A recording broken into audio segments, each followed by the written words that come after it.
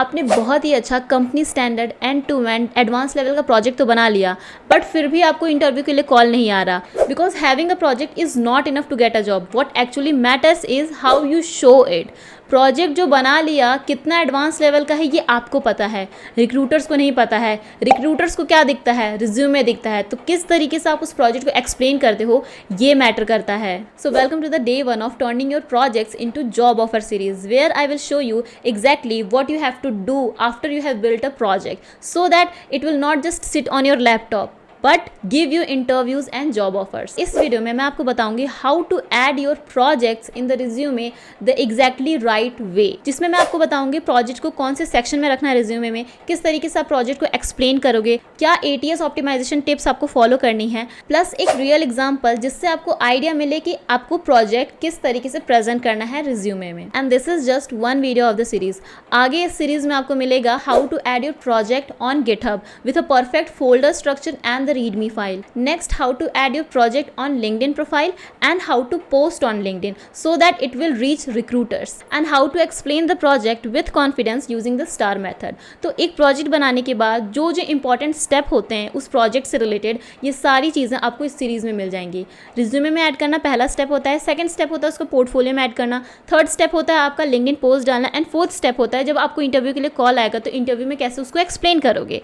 सो इस complete series में आपको प्रोजेक्ट के बारे में सारी डिटेल्स पता चल जाएंगी, जिससे कि आपके प्रोजेक्ट के बारे में सिर्फ आपको ही ना पता रहे, रिक्रूटर्स को भी पता चले कि आपने एग्जैक्टली क्या किया है. एंड मेक श्योर आप इस चैनल को सब्सक्राइब करें ताकि जो आगे वीडियोस आने वाली हैं वो आपसे मिस ना हो. And by the end of this series your project will be job ready and recruiter approved. So पहले तो बात करते हैं where to place your project in the resume. लोगों को कंफ्यूजन रहती है, कुछ लोग होते हैं प्रोजेक्ट एकदम रिज्यूमे के लास्ट में ऐड कर देते हैं, कुछ लोग प्रोजेक्ट सबसे टॉप पे ऐड कर देते हैं, बट ये डिपेंड करता है आपकी सिचुएशन पे. अगर आप फ्रेशर हो तो आपके रिज्यूमे का जो फॉर्मेट रहेगा, जो ऑर्डर रहेगा वो कैसे रहेगा, पहले तो आ जाएगी आपकी summary, then skills and then आ जाएगा आपका प्रोजेक्ट, क्योंकि आपके पास एक्सपीरियंस नहीं है शो करने के लिए. और अगर आप एक्सपीरियंस्ड पर्सन हो, दूसरी जॉब के लिए तैयारी कर रहे हो, रिज्यूमे में अपना प्रोजेक्ट ऐड करना चाहते हो, तो आपका जो ऑर्डर रहेगा वो कैसा रहेगा, skills, experience and then project. और एजुकेशन, सर्टिफिकेशन, अचीवमेंट्स ये सब इसके बाद में आते हैं. तो अगर आप फ्रेशर हो तो कैसे प्रोजेक्ट ऐड करना है, skills, and then just after the skills आपके प्रोजेक्ट्स आएंगे, क्योंकि प्रोजेक्ट्स के बेसिस पे ही आपकी जॉब लगती है, तो वो सबसे टॉप पे होना चाहिए आफ्टर द स्किल्स. नेक्स्ट आ जाते हैं how to write strong bullet points. तो एक फॉर्मूला होता है जिसको आपको हमेशा यूज़ करना है when you are explaining your project. पहला हो जाएगा action verb, what you did plus results with numbers.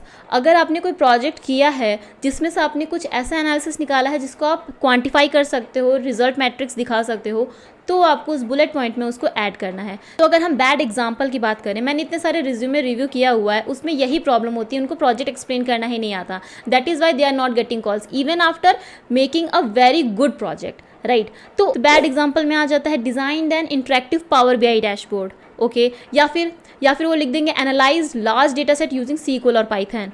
यहाँ पे जो इन्फॉर्मेशन है, यहाँ पे एक्शन वर्ब तो यूज़ हुआ है, टूल्स यूज्ड हुआ है, correct, but exactly what you did and what result it bring, ये मिसिंग है. तो इसका गुड एग्जाम्पल क्या हो जाएगा, इसको किस तरीके से आप एक्सप्लेन करोगे, design and interactive power BI dashboard to analyse sales data reducing report generation time by 50%. तो यहाँ पे जो मैंने फॉर्मूला बताया था वो सारी चीज़ें यूज़ हो रहे हैं. डिज़ाइन एक्शन वर्ब है, क्या आपने किया, आपने एक डैशबोर्ड बना है using power BI. Power BI क्या है, आपका टूल्स है, ओके, और रिजल्ट क्या मिला आपको, रिपोर्ट जनरेशन टाइम रिड्यूस हुआ है 50% से. और ये सारे कुछ पावर पैक्ड एक्शन वर्ब्स हैं जिनका आप यूज़ करके बुलेट पॉइंट्स को स्टार्ट कर सकते हो. नेक्स्ट बात करते हैं क्या मैट्रिक्स सच में मैटर करता है रिज्यूमे में ऐड करना, और एज अ फ्रेशर मैं कैसे मैट्रिक्स ऐड कर सकता हूँ, क्योंकि मैंने तो किसी कंपनी के लिए कुछ बेनिफिट दिया ही नहीं. ये जो प्रोजेक्ट है ये मेरा खुद का प्रोजेक्ट है, करेक्ट. तो इसके लिए उनको आइडिया नहीं मिलता कि किस तरीके से मैट्रिक्स वो ऐड कर सकते हैं. अभी मैट्रिक्स जो आप ऐड कर रहे हो वो मीनिंगफुल होना चाहिए, वो मेजरेबल होना चाहिए. रिक्रूटर्स रिज्यूमे को स्कैन करते हैं और नंबर्स को फाइंड करते हैं.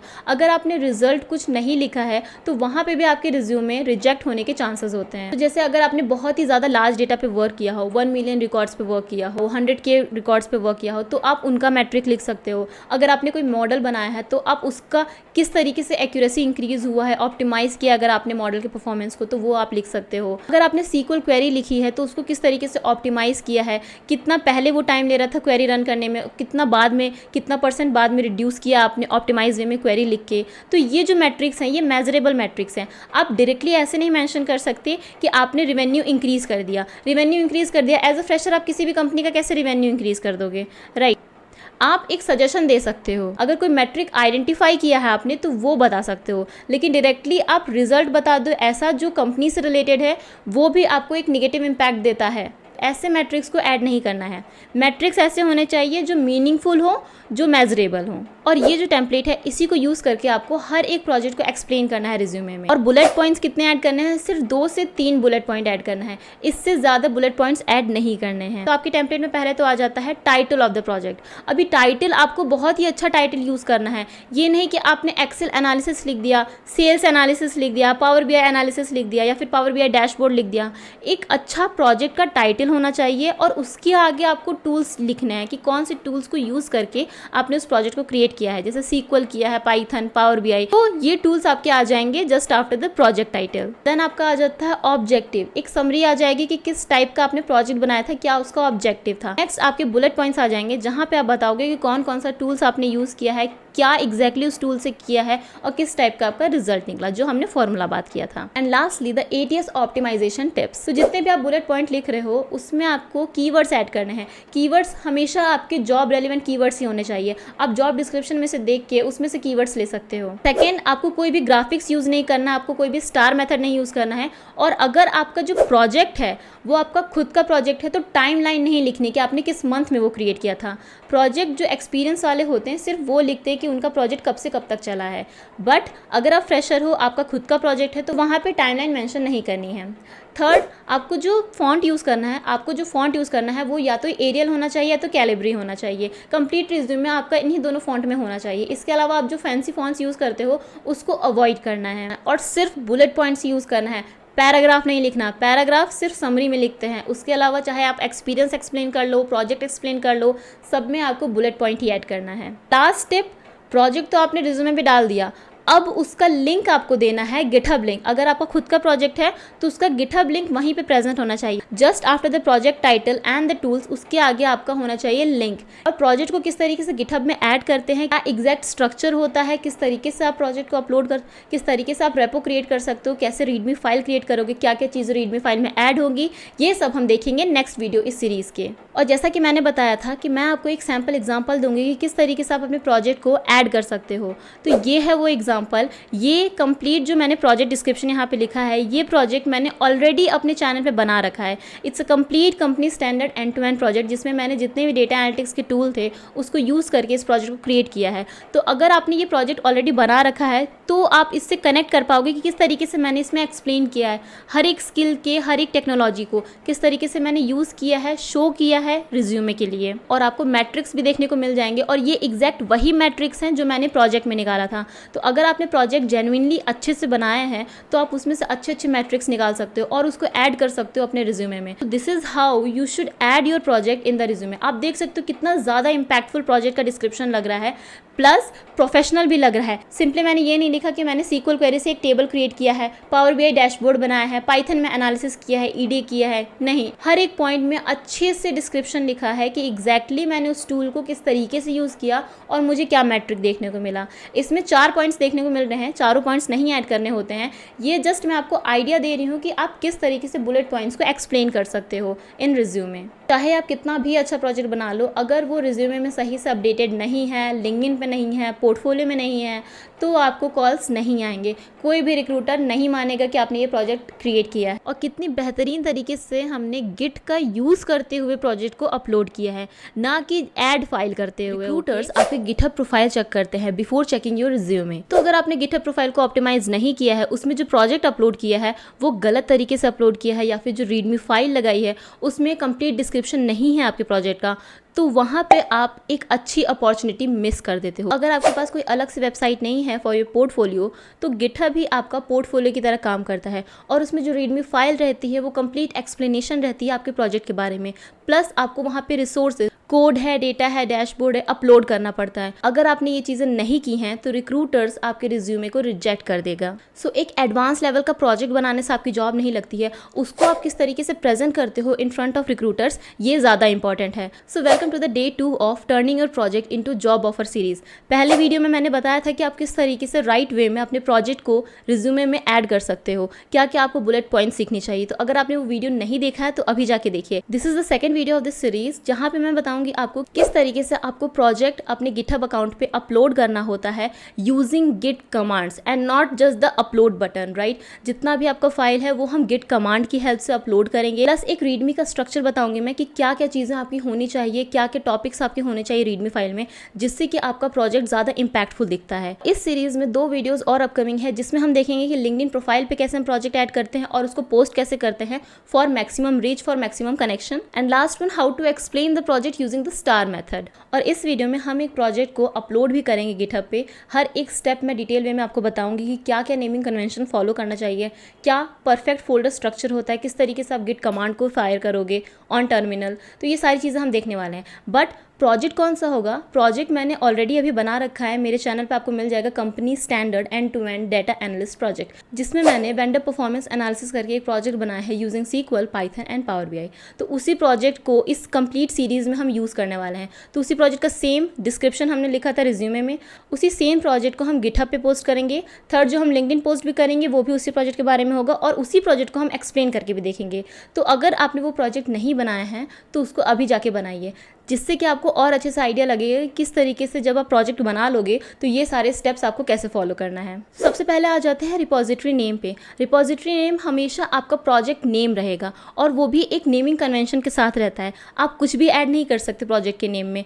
कुछ लोग ये गलती करते हैं कि रिपोजिटरी का जो नेम रहता है उसमें वो स्पेसेस लगा देते हैं वर्ड्स के बीच में, बट ये नेमिंग कन्वेंशन सही नहीं है। आपको किस तरीके से रिपोजिटरी का नाम रखना है, आप जितना भी वर्ड यूज़ करो, अगर 2 वर्ड के बीच में आपका स्पेस है तो वहाँ पे आपको हाइफन या फिर अंडरस्कोर लगाना है। सारे वर्ड्स आपके, सारे लेटर्स आपके लोअर केस होने चाहिए। रिपोजिटरी का नाम हमेशा आपके प्रोजेक्ट को बताना चाहिए कि आपने प्रोजेक्ट किस टाइप का बनाया है। तो इसमें आप टूल्स एंड टेक्निक्स भी यूज़ कर सकते हो कि आपने कौन सा टूल्स यूज़ किया है। जैसे अगर आपने कोई सेंटिमेंट एनालिसिस का प्रोजेक्ट बनाया है तो आप स्टार्ट कर सकते हो NLP sentiment analysis with Python. Retail sales analysis किया है जिसमें आपने पाइथन की हेल्प से आपने EDA किया है, तो उसकी रिपोजिटरी का नाम कैसे रहेगा, EDA-retail-sales-python। यहाँ पे हम बता रहे हैं कि कौन सा टूल यूज़ किया है और उस टूल से हमने क्या किया है, और बीच में आ जा रहा है एग्जैक्ट प्रोजेक्ट का नाम। तो इसी तरीके से आपको नेमिंग कन्वेंशन करना है अपने रिपोजिटरी का। तो यहाँ पे आपको और भी अच्छे एग्जाम्पल देखने को मिल रहे हैं कि किस तरीके से आप अपने रिपोजिटरी का नेम रख सकते हो, जिससे कि वो बता दे what your project is about. Next आ जाता है कि फोल्डर्स को किस तरीके से ऑर्गेनाइज करना है। अभी कुछ लोग पहला तो गलती करते हैं कि जो गिटहब अकाउंट बनाते हैं, नॉर्मली लोगों को गिट के बारे में नहीं पता होता, बट आप किसी भी कंपनी में जाओगे आपको गिट यूज़ करना ही पड़ेगा। ओके, चाहे आप किसी भी कंपनी में चले जाइए, आपको अपने कोड को मेंटेन करने के लिए गिटहब का यूज़ करना पड़ेगा। और गिटहब वहाँ पे आप डायरेक्ट अपलोड नहीं कर सकती। अपलोड कर दिया आपने, अपनी पाइथन फाइल अपलोड कर दी, नोटबुक फाइल अपलोड कर दी, या फिर PDF अपलोड कर दिया, राइट। ऐसे नहीं करना होता है। गिट कमांड होते हैं, कुछ गिट कमांड्स होते हैं, बहुत सिंपल है गिट कमांड को यूज़ करना। मैं आपको इसमें दिखा भी दूंगी किस तरीके से आप अपने प्रोजेक्ट को पुश कर सकते हो from your local repository to your GitHub profile.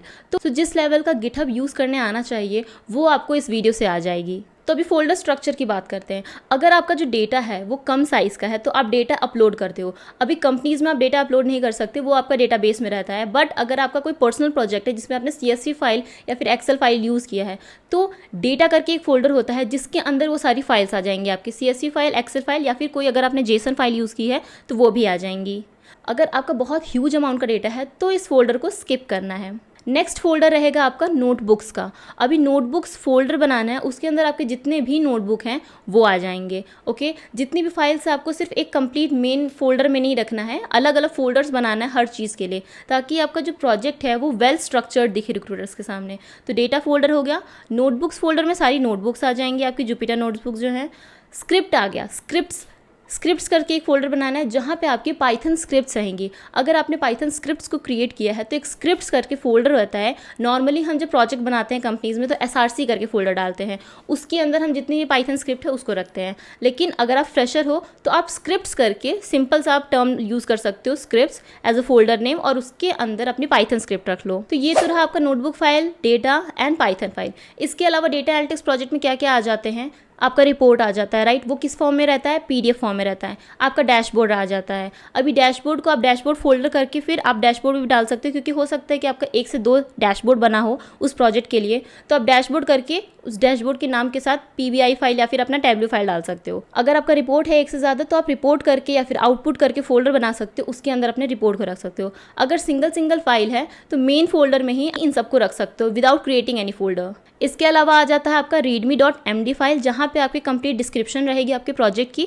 अगर आपको शो करना है डिपेंडेंसी तो आप requirement.txt फाइल भी अपलोड कर सकते हो। डेटा एनालिटिक्स में उतनी ज़्यादा ज़रूरत नहीं होती है। नॉर्मली जब हम कंपनीज में वर्क करते हैं, जब भी मैं डेटा एनालिटिक्स से रिलेटेड चीज़ें बताती हूँ, मैं आपको ये भी बताती हूँ कि कंपनी में कैसे काम होता है, ओके, जिससे कि आप रिलेट कर पाएँ जो आप पढ़ रहे हो उसको कंपनी में किस तरीके से यूज़ होता है। तो जब हम कंपनी में प्रोजेक्ट अपलोड करते हैं गिटहब पे, तो वहाँ पे एक requirement.txt फाइल रहती है, जिससे कि कोई भी पर्सन अगर उस प्रोजेक्ट को क्लोन कर रहा है, पुल कर रहा है, तो उसके पास सारी डिपेंडेंसीज आ जाए। डिपेंडेंसी का मतलब पाइथन लाइब्रेरीज़ का वर्जन, क्योंकि पाइथन लाइब्रेरीज़ के वर्जन चेंज होते रहते हैं। तो कुछ फंक्शनैलिटी ऐसी हो सकती है जो ओल्डर वर्जन में थी और न्यू वर्जन में रिमूव हो चुकी है। दैट इज़ वाई हम requirement.txt फाइल को मेंटेन करते हैं। नाउ आ जाते हैं नेमिंग कन्वेंशन पे। अभी फोल्डर का तो नेम हमने देख लिया, इसके अंदर जो फाइल्स रहेगी उसका नेमिंग कन्वेंशन होता है। अगेन जितने भी लेटर्स आप यूज़ कर रहे हो सारे लोअर केस होने चाहिए एंड 2 वर्ड के बीच में अंडरस्कोर होना चाहिए, और जो फाइल नेम रहेगा वो अपने में ही डिस्क्रिप्टिव होना चाहिए, क्योंकि फाइल नेम के बेसिस पे ही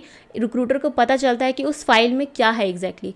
अगर आपने एनालिसिस किया है तो analysis.ipynb की जगह EDA Airbnb data.ipynb कर सकते हो। ये क्या है, डिस्क्रिप्टिव है, आपने कौन सा डेटा यूज़ किया है प्लस आपने क्या किया है। या फिर अगर आप कोई स्क्रिप्ट बना रहे हो तो आप लिख सकते हो data cleaning script, data transformation script, feature engineering script. तो ये डिस्क्रिप्टिव फाइल नेम्स हैं जो कि बता रहा है एग्जैक्टली कि फाइल में क्या है। नेक्स्ट आ जाते हैं रीडमी फाइल में। अभी रीडमी फाइल में आपको क्या क्या चीज़ें इंक्लूड करनी है। कुछ लोग रीडमी फाइल को एज अ रिपोर्ट समझ लेते हैं और कंप्लीट रिपोर्ट डाल देते हैं। रिपोर्ट इज़ डिफरेंट थिंग, वो कंप्लीटली डिस्क्रिप्टिव होता है। रीडमी में आप इतना ज़्यादा इन्फॉर्मेशन नहीं डाल सकते, वो टू द पॉइंट रिक्रूटर तुरंत देखता है, उसको समझ में आ जाता है कि ओके क्या क्या चीज़ें आपके प्रोजेक्ट में अवेलेबल हैं। तो वैसा ही रीडमी फाइल बनना चाहिए। अभी इसमें क्या क्या जो टॉपिक्स हैं वो आने चाहिए, वो हम देख लेते हैं। सबसे पहले आ जाएगा आपका प्रोजेक्ट टाइटल, उसके बाद आ जाएगा एक 1 लाइन की समरी या फिर ऑब्जेक्टिव जो आपने अचीव किया है उस प्रोजेक्ट को क्रिएट करने में। देन आपका आ जाएगा ओवरव्यू। ओवरव्यू में एक शॉर्ट सा डिस्क्रिप्शन आप लिख सकते हो कि आपका प्रोजेक्ट क्या है, उसमें आपने क्या किया है, just a short summary kind of. Next problem statement, जो भी आपका बिजनेस प्रॉब्लम था वो आप यहाँ पे लिख सकते हो प्रॉब्लम स्टेटमेंट के अंदर। बिजनेस प्रॉब्लम के बाद आप बताओगे कि आपने कौन सा डेटा सेट यूज़ किया है, डेटा सेट क्या था, किस टाइप के रिकॉर्ड्स थे। अगर उसके बारे में डिस्क्रिप्शन आप देना चाहते हो तो छोटा सा डिस्क्रिप्शन भी दे सकते हो। नेक्स्ट आ जाएगा टूल्स एंड टेक्नोलॉजीज़। अभी टूल्स एंड टेक्नोलॉजीज़ में आप बताओगे कि आपने पाइथन में कौन कौन सी लाइब्रेरीज यूज़ की हैं, पाइथन यूज़ किया है कि नहीं, कौन से और स्किल यूज़ किए हैं, जैसे SQL यूज़ किया है या फिर पावर BI यूज़ किया है या फिर टैब्लू यूज़ किया है। ओके, तो इस तरीके से आपका टूल्स एंड टेक्नोलॉजीज़ में जस्ट स्किल्स आ जाएंगे, नेम ऑफ द स्किल्स कि आपने कौन कौन से टूल्स को यूज़ किया है। इसके बाद प्रोजेक्ट में आपने जो एग्जैक्टली किया है वो आप लिख सकते हो। जैसे कि अगर आपने EDA किया है या फिर डेटा क्लीनिंग किया है तो डेटा क्लीनिंग करके हेडलाइन आ जाएगा, उसमें क्या क्या स्टेप परफॉर्म किए हैं।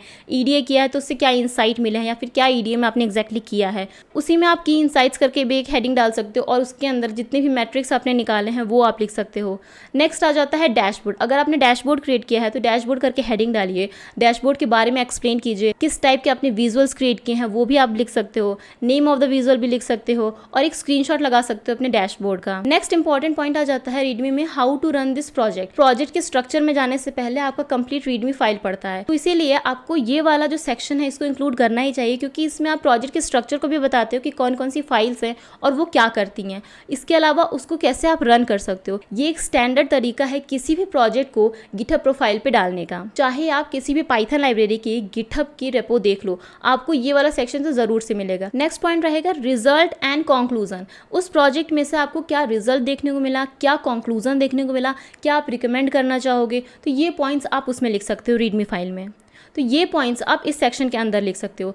अभी जितना भी काम आपने कर लिया ये तो ठीक है, इतना हो गया, आपने सब कुछ डाल दिया अपने रीडमी फाइल में, बट फ्यूचर वर्क भी इंक्लूड करना चाहिए। ये रिक्रूटर को बताता है कि आपने जितनी चीज़ें की हैं इसके अलावा भी और कुछ किया जा सकता था, बट अभी तक आपने नहीं किया है, वो फ्यूचर वर्क के लिए आपने इंक्लूड किया हुआ है। इससे आपकी जो प्रोजेक्ट की स्कोप है वो भी पता चलती है, तो इसको भी इंक्लूड करना है। और लास्ट में आ जाएगा ऑथर एंड कॉन्टैक्ट, जहाँ पे आपका नाम रहेगा, आपकी मेल आईडी रहेगी, लिंक्डइन प्रोफाइल रहेगा, और अगर आपके पास पोर्टफोलियो लिंक है तो आप पोर्टफोलियो लिंक भी डाल सकते हो। तो ये कंप्लीट स्ट्रक्चर होता है रीडमी फाइल का। इसमें से कुछ पॉइंट ऐसे हो सकते हैं जो आपके प्रोजेक्ट में ना हो तो आप उसको रिमूव कर सकते हो। तो चलिए देखते हैं जो हमने वेंडर परफॉर्मेंस एनालिसिस प्रोजेक्ट बनाया था उसको हम गिटहब पे कैसे अपलोड करेंगे। So this is the repository for vendor performance analysis, और उसके आगे मैंने टूल्स के नाम लिखे हैं कि कौन कौन से टूल्स यूज़ किए हैं। ये हमारा कंप्लीट प्रोजेक्ट का स्ट्रक्चर है। Dashboard, images, notebook, script. Images में एक इमेज आ जाएगी अपनी डैशबोर्ड की, क्योंकि आप रीडमी में जो भी इमेज अपलोड करना होता है उसको भी किसी आप फोल्डर में रखोगे, तो उसके लिए मैंने इमेजेस फोल्डर का नाम दिया है। स्क्रिप्ट डॉट गिट इग्नोर, इसका क्या सिग्निफिकेंस है ये भी हम दिखेंगे। रीडमी फाइल और जो हमारा कंप्लीट रिपोर्ट था वो, और ये है कंप्लीट रीडमी फाइल। इस तरीके से आपको रीडमी फाइल क्रिएट करना है। तो ये सब अभी हम डिटेल में देखेंगे। तो कुछ लोग होते हैं जिनको गिट चलाने नहीं आता, वो ऐड फाइल करते हैं। Add file is not a standard way to upload your project on the GitHub. Company में जब आप वर्क करोगे, जैसा कि मैंने बताया, आपको गिटहब यूज़ करना ही पड़ेगा। सो अभी से ही अगर आप प्रैक्टिस में रखते हो तो आप इंटरव्यू में भी आप बता सकते हो कि आपको गिटहब यूज़ करने आता है, राइट। कोई भी रिपोजिटरी बनाने के लिए पहले तो आपको अपने प्रोफाइल में जाना है, रिपोजिटरीज पे क्लिक करना है, ओके। देन आपको यहाँ पे एक न्यू करके बटन मिल जाएगा जिस पे आपको क्लिक करना है। So new. अब यहाँ पे आपको रिपोजिटरी नेम देना है, जैसा आपका प्रोजेक्ट है वैसा ही आपको नेम देना है, स्टैंडर्ड नेम देना है प्रोजेक्ट के लिए। प्लस आप उसमें टूल्स भी ऐड कर सकते हो, जैसे मैंने ऐड किया था वेंडर परफॉर्मेंस के लिए। Vendor hyphen performance hyphen analysis hyphen sequel hyphen Python and hyphen power BI. तो ये बोल रहा है कि रिपोजिटरी ऑलरेडी क्रिएटेड है, तो जस्ट मैं इसको इंसर्ट करने के लिए एक यहाँ पे टेस्ट करके डाल देती हूँ। इसको लिखने की ज़रूरत नहीं है, आपको सिर्फ उतना ही लिखना है, vendor performance analysis sequel Python and power BI. ये टेस्ट बस मैं इसलिए क्रिएट कर रही हूँ क्योंकि ऑलरेडी एक रिपोजिटरी मेरी क्रिएटेड है, तो पहले उसको डिलीट करके भी मैं कर सकती हूँ, लेकिन अभी के लिए मैं सिर्फ टेस्ट करके एक नया रिपोजिटरी बनाती हूँ।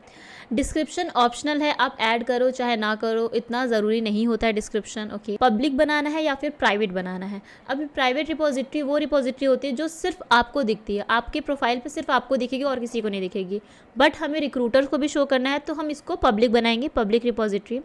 ऐड अ रीडमी फाइल। अब लोग क्या करते हैं कि यहाँ पे क्लिक कर देते हैं जिससे कि उनको एक रीडमी फाइल एडेड हो जाती है, बट ये नहीं करना है। जहाँ पे आपने लोकल में अपना डायरेक्टरी रखा है, जहाँ पे आपने प्रोजेक्ट रखा है, वहीं पे एक हम फाइल बनाएंगे readme.md करके, और उसमें मार्कडाउन की हेल्प से कंप्लीट डिस्क्रिप्शन लिखेंगे। वो भी मैं आपको शो करूँगी किस तरीके से मैंने लिखा है, उसमें मार्कडाउन कैसे आप यूज़ कर सकते हो, पूरा कंप्लीट एक्सप्लेनेशन होगा रीडमी फाइल का। तो अभी अगर ऐड कर दोगे तो इसमें आपको चेंजेस करना पड़ेगा गिटहब पे, बट जितने भी चेंजेस हैं हम सब लोकल पे करेंगे।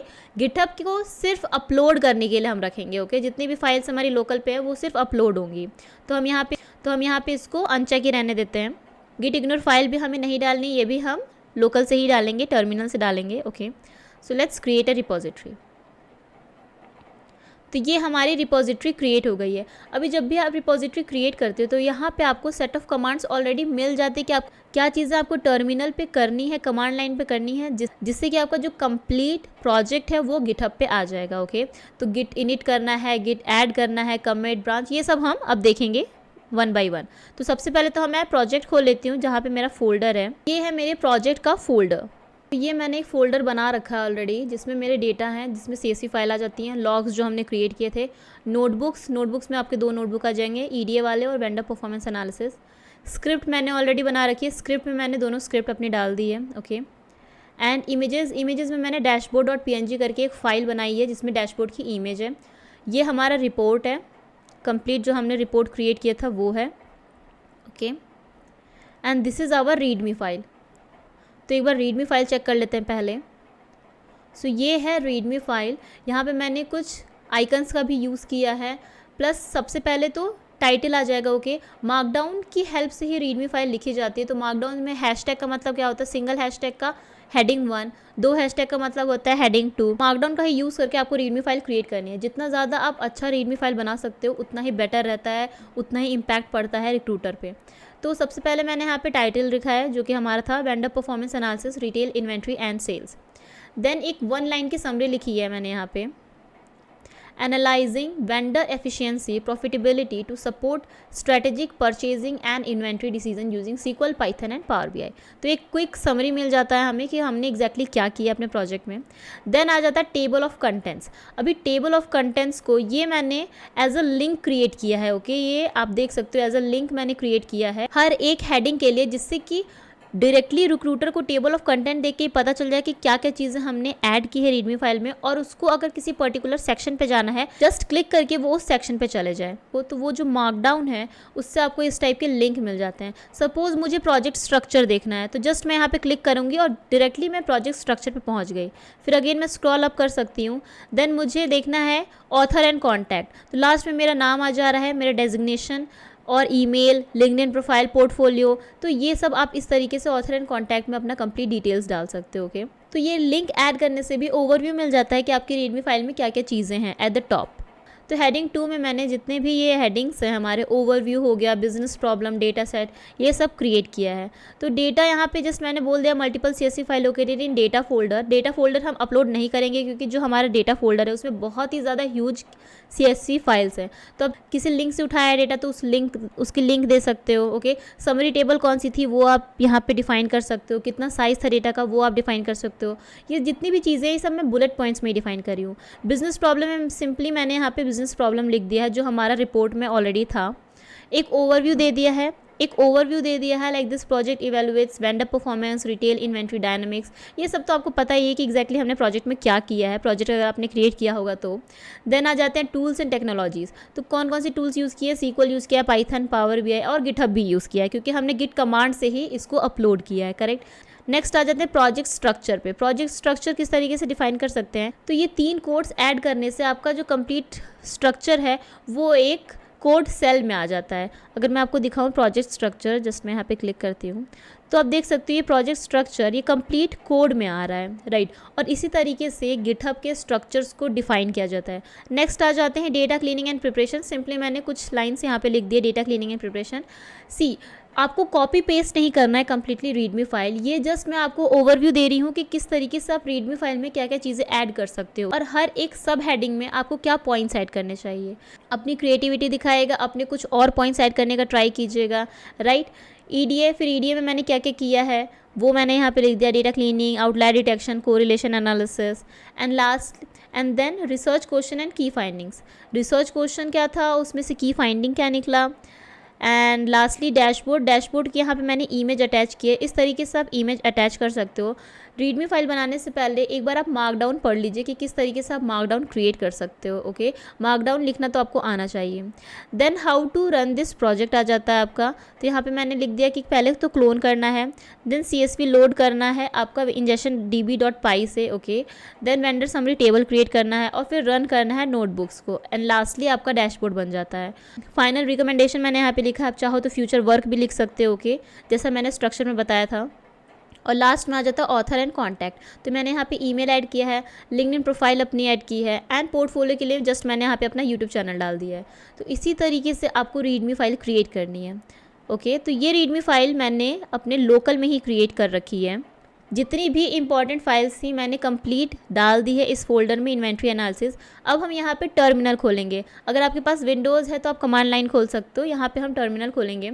सो ओपन इन टर्मिनल, ठीक है। तो यहाँ पे मेरा टर्मिनल आ गया। अगर मैं LS करती हूँ, यहाँ पे LS का मतलब होता है कि list of files. Okay, list of files and folders जो भी आपके उसमें प्रेजेंट है इन्वेंट्री एनालिसिस फोल्डर में। तो यहाँ पे आ रहा है कि मेरे पास ये सारी फोल्डर्स प्रेजेंट है, dashboard, data, logs, notebook, script, और ये दोनों फाइल प्रेजेंट है। तो गिट यूज़ करने से पहले मेक श्योर कि आपका गिट इंस्टॉल हो। तो सबसे पहला कमांड जो है क्या है, git init. Okay, git init. जब भी आप रिपोजिटरी क्रिएट करोगे तो आपको सेट ऑफ कमांड्स ऑलरेडी आपकी रिपोजिटरी में दिख जाएगा कि किस तरीके से आप अपने फाइल्स को गिट पे अपलोड कर सकते हो। Okay, fine. सो यहाँ पे क्या दिया है, सबसे पहला कमांड क्या है, गेट इनिट। गेट इनिट हमने कर दिया। ठीक है। इनिशलाइज एम्प्टी गिट रिपोजिटरी इन, तो गिट इनिट करने से एक डॉट गिट करके एक फोल्डर क्रिएट हो जाता है गिट इनिशलाइज करने से। Git add readme dot M D, readme dot M D add मतलब कि जब भी आप कुछ भी तो जब भी आप कोई भी कोड अपना पुश करना चाहते हो, पुश और पुल होता है, ओके, क्लोन होता है, तीन वर्ड्स हैं। क्लोन का मतलब कंप्लीट रिपोजिटरी को आप अपने लोकल में लाना चाहते हो तो उसको हम क्लोनिंग कहते हैं, ओके। पुश का मतलब क्या होता है कि आप अपने लोकल से जितना भी आपका कोड है, लोकल से आप पुश कर रहे हो गिटहब रेपोजिटरी में। और पुल होता है कि जो भी लेटेस्ट चेंजेस है आपके गिटहब पे, जो आपके लोकल में नहीं है, तो उस चेंजेस को आप पुल करोगे। तो ये 3 टर्मिनोलॉजीज़ हैं जिसको आपको रिमेंबर रखना है। Git add readme dot M D का मतलब क्या हुआ कि कौन सी फाइल को आपको ऐड करना है। अगर आपको सारी फाइल ऐड करना है, कमिट करना है, तो आप गिट ऐड डॉट करोगे, ओके, जिसमें ऑल आता है, डॉट का मतलब ऑल हो जाता है। तो सबसे पहले तो हम एक गिट इग्नोर फाइल बनाते हैं। तो गिट इग्नोर फाइल बनाने के लिए हम टर्मिनल से ही बनाएंगे, तो नैनो डॉट गिट इग्नोर। तो यहाँ पे एक एम्प्टी फाइल क्रिएट होके आ जाती है। तो रिपोजिटरी में आपको जो भी आपके फोल्डर में कोई अननेसेसरी फाइल है उसको नहीं डालनी होती है। That is why dot git ignore file आप क्रिएट करते हो। तो यहाँ पे आप उन फाइल्स को रिमूव कर सकते हो जो कि आपको रिपोजिटरी में नहीं डालनी है बट लोकल में प्रेजेंट होनी चाहिए। तो सबसे पहले तो आ जाता है dot IPYNB check points, okay. तो फाइल का नेम, फोल्डर का नेम आपको सही पाथ देना है जिससे कि वो अनट्रैक हो पाए और आपके रिपोजिटरी में वो ना जाए, ओके। तो मैंने यहाँ पे डॉट IPYNB चेक पॉइंट्स दे दिया। जब भी आप नोटबुक क्रिएट करते हो तो इस टाइप के कुछ फोल्डर्स क्रिएट हो जाते हैं। इसके अलावा कुछ और भी फाइल्स होते हैं, फोल्डर्स होते हैं जो कि पाई कैशे से शुरू होते हैं जब आप पाइथन फाइल क्रिएट करते हो। नेक्स्ट, लॉग्स फोल्डर हमें नहीं डालना है एंड डेटा फोल्डर हमें नहीं डालना है। लॉग्स को हम नॉर्मली नहीं रखते हैं गिटहब पे। डेटा फोल्डर जैसा कि उसमें बहुत ज़्यादा डेटा है, बहुत ज़्यादा MB का डेटा है, तो हम उसको गिटहब पे अपलोड नहीं करेंगे। तो इन चारों फोल्डर को हमें अपलोड नहीं करना है। इसके अलावा अगर आपके पास कोई फाइल है, कोई एक्सटेंशन के साथ है, उसको अगर रिमूव करना है तो आप सिंपली लिखोगे स्टार, सपोज डॉट CSV मैंने कर दिया, तो जितनी भी CSV फाइल होंगी किसी भी फोल्डर में वो नहीं जाएगी आपकी गिटहब रेपो पे, ओके। इसको हम सेव करेंगे Ctrl+O एंड Ctrl+X। तो ये हमारा फाइल क्रिएट हो गया। अभी LS करने पे ये आपको फाइल नहीं दिखेगा क्योंकि ये डॉट एक्सटेंशन के साथ है। अगर मैं अगेन इसको नैनो से खोलती हूँ, नैनो डॉट गिट इग्नोर, तो अब देख सकते हो ये हमारा फाइल क्रिएट हो चुका है, ओके। अभी स्टेटस चेक करने के लिए हम गिट स्टेटस करके एक कमांड है उसको यूज़ करते हैं। तो अभी हमारे पास कोई भी डेटा एडेड नहीं है क्योंकि हमने गिट ऐड कमांड नहीं यूज़ किया था। तो पहले हम गिट ऐड करेंगे। अभी हमको सारी फाइल्स को अपलोड करना है, सारे फोल्डर्स को अपलोड करना है, तो गिट ऐड डॉट, ओके। ये हो गया कि अब हमारा ट्रैकिंग में आ जाएगा। तो अभी हम वापस से अगर गिट स्टेटस करेंगे तो आप देख सकते हो new file created dot DSstore dot git ignore. अभी डॉट DSstore फाइल जो है उसको भी हमें नहीं अपलोड करना है, तो उसको अगेन हमें गिट इग्नोर में रिमूव करना पड़ेगा। इसके अलावा और आप फाइल्स चेक कर लो कि कौन कौन सी फाइल्स आपकी जाने वाली है, ओके। ये डॉट DSstore को आपको रिमूव करना पड़ेगा। So let's again write nano dot git ignore. अभी हम यहाँ पे एक और लाइन ऐड करेंगे DSstore के लिए, DSstore, it's a folder and ये एक फ़ोल्डर के अंदर भी था जो कि नोटबुक्स करके फ़ोल्डर था, उसके अंदर भी है, तो हम वहाँ से भी इसको रिमूव कर देंगे। सो DSstore and let's save this. यहाँ पे आ रहा है कि जो फाइल्स को आपको अनस्टेज करना है उसको आप git rm से कर सकते हो। सो git rm हाइफन कैश्ड और फाइल नेम है अपना DSstore। सो ये रिमूव हो चुका है। इसके अलावा कहाँ पे और DSstore है, नोटबुक्स, तो हम इसको एक तरीके से अनट्रैक कर रहे हैं, ओके। तो ये अगेन रिमूव हो गया। So let's see the git status. So आप देख सकते हो, अच्छा एक और DSstore है इमेजेस के अंदर, उसको भी हम अनट्रैक कर देते हैं। सो कैशे में ये स्टोर था, इस वजह से हमें ये इशू आ रहा था, बट हमने गिट इग्नोर में इसको ऐड कर दिया है। तो अगर इन फ्यूचर फिर से ये क्रिएट होता है तो रिपोजिटरी में ये नहीं जाएगा, okay. So let's check the status again, okay. Now we have all the necessary files to add, okay. So let's, अभी गिट ऐड के बाद क्या है, गिट कमिट है। तो गिट कमिट हम करेंगे, गिट कमिट -m और ये हमारा फर्स्ट कमिट है तो हम इनिशियल कमिट लिखते हैं। अभी कमिट में ये जो मैसेज है, ये मैसेज आपको शो होता है। अगर मैं आपको दिखाऊं यहाँ पे कमिट्स, यहाँ पे आपको कमिट्स देखने को मिल रहा है 7 कमिट्स। तो इनिशियल कमिट मैंने यहाँ पे 3 दिन पहले किया था। देन अपडेट, ये एक तरीके से क्या है, ये मैसेज है और ये बताता है कि आपने जो भी कमिट किया है उसमें क्या चेंजेस किए हैं, कुछ अपडेट किया है, कुछ मॉडिफाई किया है, कुछ रिमूव किया है। तो इस टाइप के आप मैसेज कमिट में डाल सकते हो। ओके, तो यहाँ पे आपको कंप्लीट इन्फॉर्मेशन मिल रही है कि क्या क्या चीज़ें ऐड होने वाली हैं, क्या क्या चीज़ें क्रिएट होने वाली हैं। अगर हमें कुछ रिमूव करना होता तो वहाँ पे ये डिलीट मोड में आता, अभी ये क्रिएट मोड में आ रहा है। Okay, now we will add this line git remote.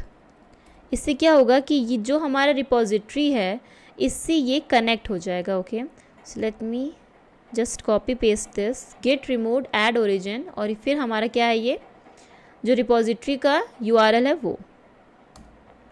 सो यहाँ पे अभी क्या हुआ है कि अब हमारे रिपोजिटरी से कनेक्ट हो गया। तो जब हम पुश करेंगे तो हमें यूज़र नेम और पासवर्ड पूछेगा। ओके, और पासवर्ड वो पासवर्ड नहीं है जो आपका गिटहब अकाउंट का पासवर्ड है। एक पास की होता है जिसको जनरेट करना पड़ता है और उसी को यूज़ करना पड़ता है। ओके, सो मैं पहले पास की आपको बता देती हूँ कैसे जनरेट करते हैं। सो सबसे पहले तो आप प्रोफाइल में जाओगे अपने, देन सेटिंग्स, लास्ट में आपको यहाँ पे मिल जाता है डेवलपर सेटिंग्स। डेवलपर सेटिंग्स में जाना है, personal access token, then tokens classic. मैंने ऑलरेडी क्रिएट करके रखा है तो इसको जस्ट मैं, तो यहाँ से आप जनरेट न्यू टोकन कर सकते हो, जनरेट न्यू टोकन। और आपको पासवर्ड पूछेगा, जैसे ही आप पासवर्ड कंफर्म करोगे एक पास की आ जाएगा जिसको आपको कॉपी करके पेस्ट करना होगा जब भी आप पुश करोगे।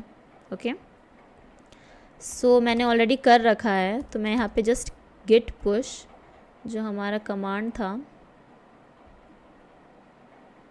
गिट पुश -u ओरिजिन, और मेन क्या है, मेन हमारा ब्रांच नेम है। ओके, सो यहाँ पे मैंने पुश कर दिया और आप देख सकते हो ये कंप्लीट हमारा डेटा पुश हो चुका है।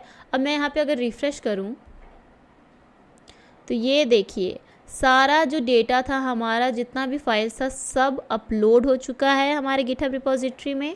इनिशियल कमिट भी यहाँ पे हमें मैसेज लिख के आ रहा है और ये रीडमी फाइल भी क्रिएट हो चुकी है। और कितनी बेहतरीन तरीके से हमने गिट का यूज़ करते हुए प्रोजेक्ट को अपलोड किया है, ना कि ऐड फाइल करते हुए। ओके, कंपनी में वर्क करने जा रहे हो तो कंपनी की चीज़ों को सीखना बहुत ज़्यादा इंपॉर्टेंट है। So that is all for this video. I hope आपको कम्प्लीटली समझ में आ गया हो कि गिट को कैसे यूज़ करते हैं।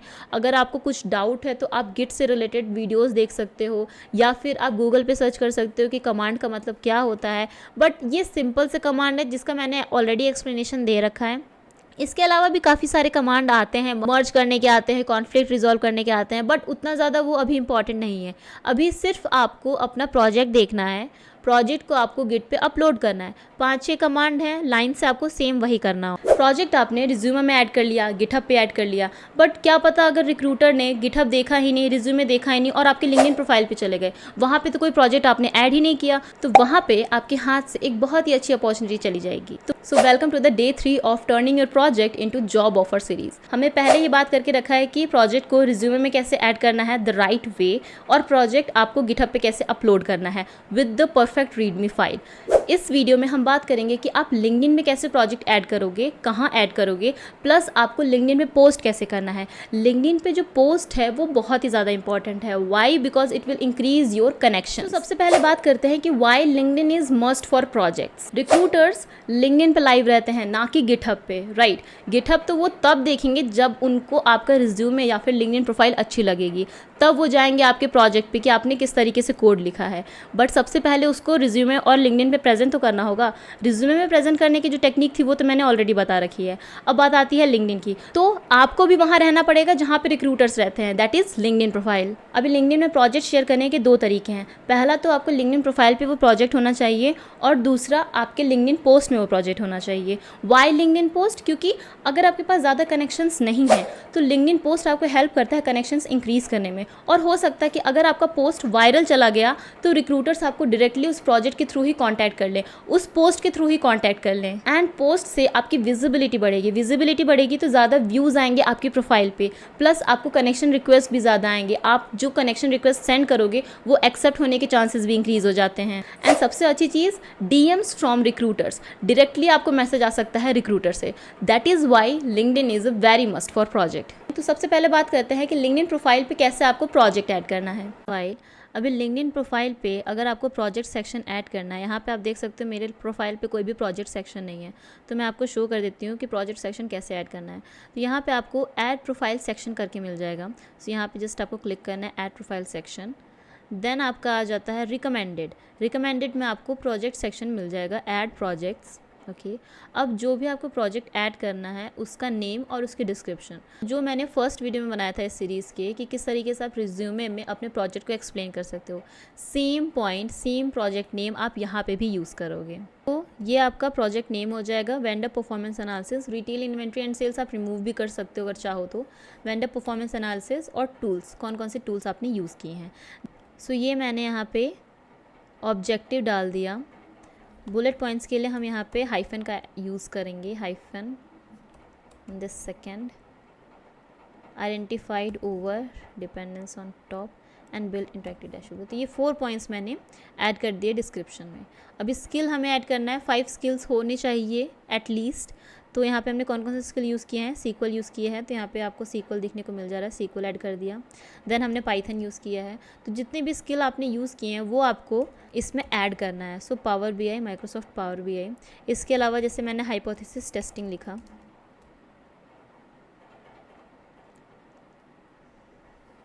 तो ये 3 स्किल्स हमने ऐड किए हैं। मीडिया आप डिस्क्रिप्शन में, तो आप इसमें डैशबोर्ड की फ़ोटो डाल सकते हो। सपोज़ मैंने ये डैशबोर्ड की फ़ोटो लगा दी यहाँ पे। ओके तो this is my vendor performance dashboard. तो इस तरीके से आप टाइटल लिख सकते हो, डिस्क्रिप्शन चाहो तो डिस्क्रिप्शन भी लिख सकते हो, but it's optional. Okay thumbnail आप देख सकते हो किस तरीके से थंबनेल ये कट हो गया है, तो इसको आप कस्टमाइज़ कर सकते हो। सो लेट्स अप्लाई दिस, नहीं तो यहाँ पे आपको यहाँ पे आपका मीडिया ऐड हो गया है।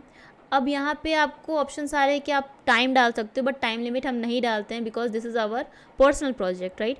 एसोसिएटेड विद, अगर आपने कोई एक्सपीरियंस ऐड किया उससे आपको प्रोजेक्ट ऐड करना है, तो यहाँ पे आप कौन से रोल पे, किस रोल पे आपने, किस कंपनी में आपने उस प्रोजेक्ट को क्रिएट किया था वो ऐड कर सकते हो। Okay so let's save this. तो ये हमारा प्रोजेक्ट ऐड हो गया है। लेट्स सी, तो यहाँ पे आप देख सकते हो प्रोजेक्ट करके सेक्शन बन गया है।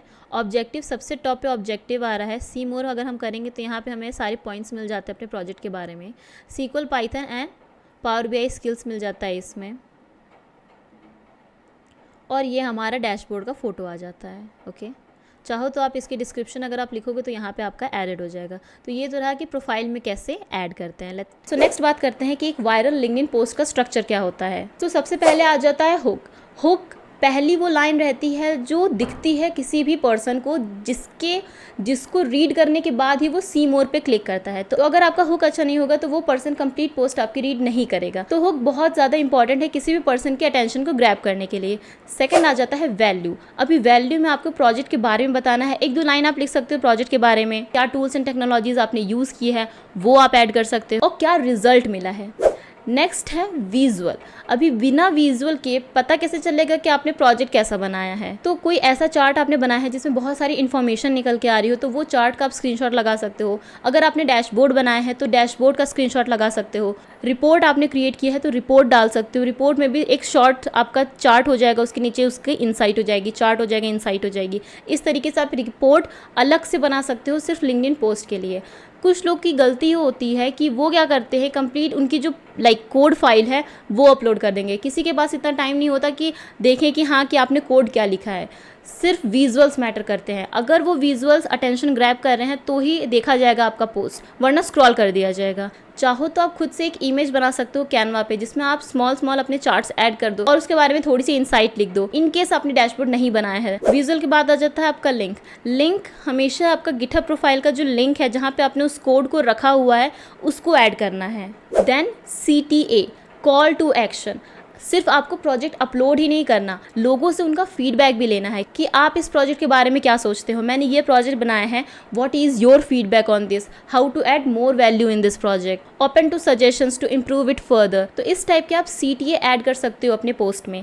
और लास्टली आ जाता है हैशटैग। हैशटैग से आपकी रीच बढ़ती है। तो इसका मतलब ये नहीं है कि आपने 10 से 15 हैशटैग लगा दिए, 4 से 5 hashtag is more than enough. और ये हैशटैग आप मिक्स करके लगा सकते हो, एक ब्रॉड कैटेगरी का लगा सकते हो और एक आपके नीश का लगा सकते हो। जैसे कि आपने टूल्स के बारे में लगा दिया, ये नीश का हो गया, और ब्रॉड कैटेगरी क्या हो गई, डेटा एनालिस्ट। तो इस तरीके से मिक्स ऑफ हैशटैग का यूज़ करके कंप्लीट आपको ये स्ट्रक्चर फॉलो करते हुए लिंक्डइन पोस्ट क्रिएट करनी है। नेक्स्ट बात करते हैं कि किस तरीके से आप अपने पोस्ट को बूस्ट कर सकते हो ताकि और लोग देखें। पहला तो जो भी आप पोस्ट कर रहे हो वो मॉर्निंग में कीजिए। मॉर्निंग में ज़्यादा प्रोफेशनल लोग लिंक्डइन पे एक्टिव रहते हैं बजाय नाइट के। मॉर्निंग में पोस्ट करना ज़्यादा आपको रीच देता है as compare to the evening या फिर नाइट। तो मॉर्निंग में पोस्ट करना है। सेकेंड, जब भी आप पोस्ट करो उसके 60 मिनट्स तक कंप्लीटली लिंक्डइन पे एक्टिव रहना है। अगर आपके पोस्ट पे रिप्लाई आ रहा है तो तुरंत उसका रिप्लाई कीजिए, और लोग जो आपके कनेक्शंस में हैं उनके पोस्ट पे जाके कमेंट कीजिए, लाइक कीजिए, कनेक्शन रिक्वेस्ट भेजिए। मतलब कंप्लीटली 60 मिनट्स तक आपको एक्टिव रहना लिंक्डइन पे। और 3 से 5 दिन बाद आपको वही पोस्ट अगेन रीशेयर करना है, रीपोस्ट करना है विथ अपडेट्स कि कुछ आपने एडिशनल इंसाइट डाल दिया, कुछ आपने एडिशनल रिजल्ट डाल दिया। ओके, तो इस तरीके से आप उसको अपडेट करके रीपोस्ट कर सकते हो। फॉर एग्जाम्पल, कभी आपने प्रोजेक्ट शुरू किया हो, आपने पाइथन सीक्वल तक कर लिया, तो उसका पोस्ट डाल दीजिए। नेक्स्ट 3 से 5 दिन बाद आप उसमें डाल सकते हो कि मैंने इसके लिए एक डैशबोर्ड भी क्रिएट किया है फॉर एंड यूजर। तो इससे क्या होगा, आपकी विजिबिलिटी और ज़्यादा इंक्रीज होगी और पोस्ट को और भी बूस्ट मिलेगा। ये तो रहा कि लिंक्डइन में पोस्ट कैसे करना है। अब एक एग्जांपल देख लेते हैं जिससे कि आपको आइडिया लग जाएगा कि एक पोस्ट का स्ट्रक्चर क्या होना चाहिए फॉर द प्रोजेक्ट। और वो प्रोजेक्ट मैंने ऑलरेडी अपने चैनल पे क्रिएट करके रखा है। Company standard end-to-end data analytics का प्रोजेक्ट है। इस सीरीज़ में मैंने जितने भी वीडियो बनाई हैं सब उस प्रोजेक्ट के ऊपर ही है। सेम प्रोजेक्ट को मैंने रिज्यूमे पे डाला, गिटहब पे डाला। इससे आपको और आइडिया लगेगा कि एक सिंगल प्रोजेक्ट को आप किस तरीके से शो कर सकते हो ऑन डिफरेंट प्लेटफॉर्म। तो मैंने सेम ही प्रोजेक्ट का एग्जांपल लिया है, वेंडर परफॉर्मेंस एनालिसिस, उसी का हम लिंक्डइन पोस्ट बनाएंगे। यहाँ पे आपको एक ऑप्शन मिल जाएगा क्रिएट अ पोस्ट। यहाँ पे आपको जो पोस्ट के बारे में आपका कंटेंट है वो आप डाल सकते हो और ऐड मीडिया से उसकी फ़ोटोग्राफ डाल सकते हो। सो मैंने ऑलरेडी डाल रखा है व्यू ऑल स्केड्यूल पोस्ट। तो आप देखो, जैसा कि मैंने बताया था, स्टार्टिंग हुक बहुत ज़्यादा इंपॉर्टेंट है क्योंकि आपका जो पोस्ट है उसमें सबसे पहले वही स्टार्टिंग हुक दिखता है। Let me show you post. As someone transitioning into data analytics, I wanted to work on a real-world business problem that mimics the challenge analysts face in retail operations. तो ये क्या है, एक strong hook है जिसमें मैं बता रही हूँ कि मैंने exactly क्या perform किया है। I am firstly transitioning into data analytics और मैंने एक real world business problem पे solve किया है। तो उनमें क्यूरियोसिटी आएगी कि किस टाइप का बिजनेस प्रॉब्लम था। सो देन मैंने यहाँ पे वैल्यूज़ ऐड की हैं कि मैंने कौन कौन से टूल्स को यूज़ किया है। थर्ड, मैंने यहाँ पे रिज़ल्ट ऐड किया है कि क्या मेरे को रिज़ल्ट मिला उस प्रोजेक्ट से। Okay, and then this project helped me not only practice technical skills but also tell a story using data from database ingestion to final business recommendation. Visual preview below. Okay, this is the dashboard जो मैंने media में add किया है। Full project code plus dashboard, ये link क्या होगी आपकी, जो गिटहब पे आपने रेपो क्रिएट किया हुआ है फॉर दैट प्रोजेक्ट वो। और लास्ट में मैंने यहाँ पे एक CTA ऐड किया है। एंड देन मैंने यहाँ पे CTA ऐड किया है, would love your feedback specially if you are in analytics और retail, what would you have done differently और what would you deep dive into further। Lastly मैंने यहाँ पे 5 हैशटैग्स यूज़ किए हैं। तो इसी तरीके से आपको पोस्ट क्रिएट करना होता है फॉर एनी प्रोजेक्ट। ये नहीं कि आप कोडिंग के डिटेल में चले गए, नोटबुक के डिटेल में चले गए, सिर्फ आपको इम्पैक्ट बताना है, क्या चीज़ें यूज़ किया और उससे आपको क्या बेनिफिट मिला है। कोड और डैशबोर्ड तो आपका वो गिटहब प्रोफाइल पे जाके भी देख लेंगे जो इंटरेस्टेड रहेंगे। तो इसी तरीके से आपको अपने प्रोजेक्ट को लिंक्डइन प्रोफाइल पे ऐड करना है, प्लस उसको पोस्ट भी करना है for maximum reachability to recruiters, hiring managers and talent acquisition. I can see this vendor performance analysis project on your resume and it really grabs my attention. Can you walk me through this project? इस एक question की वजह से इतने सारे candidates fail हो जाते हैं। Yes, sure. I have done a data analytics project in which I have used Python, SQL, Power BI, Power BI to create interactive dashboard in which I have implemented very good charts like pie charts, bar chart, line chart, and using Python I did EDA, exploratory data analysis. Thank you so much Aishi to explain this project. HR will contact you. और फिर आपको एक mail आता है HR से या फिर call भी आ सकता है that you failed in the interview. इसलिए नहीं क्योंकि आपने प्रोजेक्ट सही नहीं बनाया है, बट इसलिए क्योंकि उसको एक्सप्लेन ही नहीं करने आया आपको। जब सबसे ज़्यादा इंपॉर्टेंट टाइम आया प्रोजेक्ट को शो केस करने का, वहाँ पे आप अननेसेसरी चीज़ें रिक्रूटर को बता रहे हो। एक प्रोजेक्ट के वॉक थ्रू से रिक्रूटर आपको जज करता है कि आपने प्रोजेक्ट में क्या किया है, आपकी प्रेजेंटेशन स्किल्स क्या है, आप कम्युनिकेट कर पा रहे हो कि नहीं अपनी फाइंडिंग्स को। और अगर इस तरीके से आप अपने प्रोजेक्ट को एक्सप्लेन करते हो तो आप किसी भी इंटरव्यू में पास नहीं हो पाओगे। So welcome to the day 4 of turning your project into job offer series. ये लास्ट वीडियो है जहाँ पे हम बात करेंगे कि आपको किस तरीके से एक्सप्लेन करना है, जो भी आप प्रोजेक्ट बनाए हो उसको किस तरीके से आप स्टार मेथड की हेल्प से कॉन्फिडेंस के साथ बता सकते हो, जिससे कि ज़्यादा इम्पैक्ट पड़े रिक्रूटर पे। इस सीरीज़ में हमने ऑलरेडी कंप्लीट करके रखा है कि आप प्रोजेक्ट को रिज्यूमे में कैसे डालोगे, प्रोजेक्ट को गिटहब पे कैसे डालोगे और प्रोजेक्ट को लिंक्डइन पे कैसे ऐड करोगे। तो ये तीनों चीज़ें आप कंप्लीट कर लीजिएगा। नाउ हम बात करेंगे कि किस तरीके से उसको एक्सप्लेन करना है जब सही टाइम आता है इंटरव्यू, राइट। और प्रोजेक्ट का एग्जांपल अगेन सेम है जो मैंने कंपनी स्टैंडर्ड प्रोजेक्ट बनाया था अपने चैनल पे, आपको मिल जाएगी उसकी लिंक डिस्क्रिप्शन बॉक्स में, वेंडर परफॉर्मेंस एनालिसिस। तो इस वीडियो में मैं आपको बताऊंगी किस तरीके से आप समराइज कर सकते हो अपने प्रोजेक्ट को, क्लियरली एक्सप्लेन कर सकते हो with in just 60 to 90 second. इससे ज़्यादा किसी भी प्रोजेक्ट पर आपको टाइम नहीं देना होता है इंटरव्यू में। What kind of follow up question you can expect from the project, star method को कैसे इंप्लीमेंट करना है, और लास्टली एक रियल एग्जांपल जिससे कि आपको आइडिया लग जाए कि इंटरव्यू में किस तरीके से आपको प्रोजेक्ट के बारे में बताना है। तो पहला तो आ जाते हैं star method. Star method S से स्टैंड होता है situation, T for task, A for action and R for result. तो ये जो स्ट्रक्चर है ये आपको हेल्प करता है एक स्टोरी क्रिएट करने में। Story is more important than just explaining action. आप डायरेक्टली बताने लगते हो कि आपने प्रोजेक्ट में क्या किया था, बट ये नहीं बताते कि क्या प्रॉब्लम आपने सॉल्व किया, किस टाइप का आपको रिजल्ट देखने को मिला, क्या बिजनेस वैल्यू ये होल्ड करता है। नेक्स्ट आ जाते हैं इसी मेथड का यूज़ करके how to walk through your project. तो सिचुएशन में क्या क्या चीज़ें आती हैं, सिचुएशन में आ जाता है आपका बिजनेस प्रॉब्लम जो आपने सॉल्व किया है, और ये जो प्रॉब्लम है वो रियल वर्ल्ड में कैसा इंपैक्ट रखता है।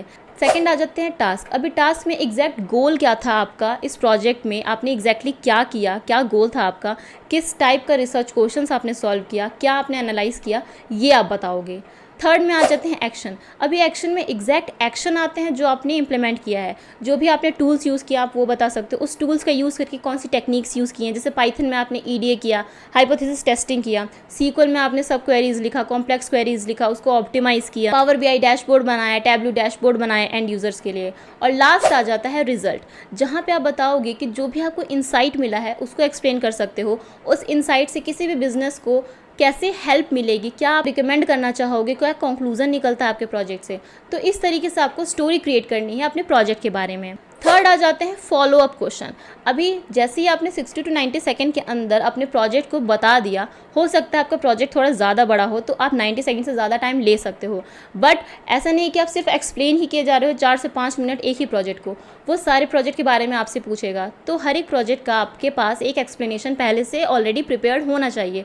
तो इसी मेथड का यूज़ करके अभी ही जितने भी प्रोजेक्ट आपने रिज्यूमे में डाले हैं, पोर्टफोलियो में डाले हैं, उनका एक्सप्लेनेशन आप लिख लीजिए, जिससे कि आपको कॉन्फिडेंस भी आ जाएगा उसको किस तरीके से आपको प्रेजेंट करना है इन द इंटरव्यूज़। तो इंटरव्यूअर फॉलो अप क्वेश्चन तो ज़रूर से पूछता है, और अगर नहीं पूछ रहा that means he is not interested any more in the project. तो फॉलो अप क्वेश्चन में आ सकता है कि आपने ये जो बिजनेस प्रॉब्लम सेलेक्ट किया है वो क्यों किया है, ये जो डेटा आपने ट्रांसफॉर्म किया था क्या एग्जैक्ट स्टेप्स आपने परफॉर्म किए हैं, कौन सा पार्ट पूरे प्रोजेक्ट में आपको सबसे ज़्यादा चैलेंजिंग लगा और उसको किस तरीके से आपने ओवरकम किया, क्यों आपने SQL यूज़ किया, क्यों आपने हाइपोथेसिस टेस्टिंग किया। इस टाइप के कुछ फॉलोअप क्वेश्चन आप एक्सपेक्ट कर सकते हो। जो भी आप टेक्निक बताए हो अपने प्रोजेक्ट में उसको वो डिटेल वे में भी जान सकता है, कि जैसे आपने बताया कि आपने हाइपोथेसिस टेस्टिंग किया है, सो वो ये फॉलोअप क्वेश्चंस पूछ सकता है कि व्हाट इज़ हाइपोथेसिस टेस्टिंग, उसके बारे में एक्सप्लेन करो, different types of hypothesis testing, right. तो चाहे कुछ भी आप बोल रहे हो अपने एक्सप्लेनेशन के अंदर, उस पर आपको फॉलोअप क्वेश्चन मिल सकता है। तो ये तो रहा कि किस तरीके से आपको प्रोजेक्ट को एक्सप्लेन करना है इन द इंटरव्यूज़।